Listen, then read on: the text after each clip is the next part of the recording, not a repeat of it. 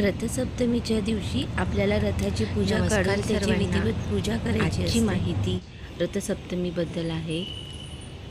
रथसप्तमीला काय काय करावे हे मी तुम्हाला व्हिडिओत सांगणार आहे.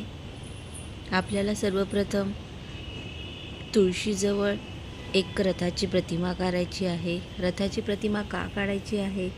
रथामध्ये सूर्य विराजमान असतात आणि ते परिक्रमा करीत असतात, म्हणून त्यांची पूजा करण्यासाठी तुळशीसमोर आपल्याला रथाची प्रतिमा काढायची आहे व त्याची विधिवत पूजा करायची आहे.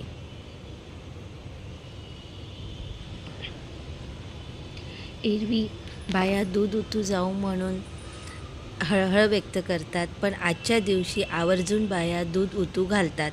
दूध उतू घालण्यामागे एक कारण असंही आहे की या दिवशी अग्निदेवाला आपण दूध अर्पण करतोय आणि हे शुभ मानले जाते.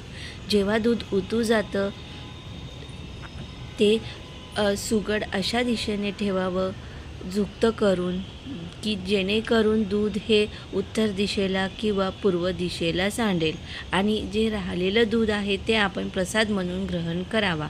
हे दूध सुगडमध्ये टाकायच्या आधी त्यामध्ये आपल्याला थोडं साखर आणि तीळ टाकायचे आहे आणि मग दूध उतू जाऊ द्यायचे आहे.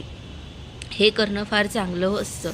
आधीच्या काळामध्ये लोक हे अंगणामध्ये तुळशीच्या समोर करीत होते, पण आता फ्लॅट सिस्टीम असल्यामुळे हे सगळं पॉसिबल होत नाही. म्हणून गृहिणींनी काय करावं, आपल्या गॅसवरच दूध उतू घालावं, जेणेकरून आपण जी रथसप्तमीची पूजा करतो ती फलित होईल. फक्त हे लक्षात ठेवावं की ते उत्तर दिशेला त्याचा प्रवाह होईल.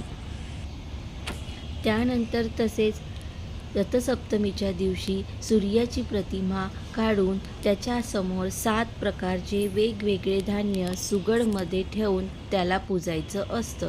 त्या 7 धान्यामध्ये येतं चणा डाळ, मुगाची डाळ, तुरीची डाळ, तांदूळ, गहू, हे जे काही धान्य घरामध्ये असते ते सगळं धान्याची आपल्याला आज पूजा करायची असते. तसेच आज जास्तीत जास्त आपल्याला दानधर्म करायचा असतो.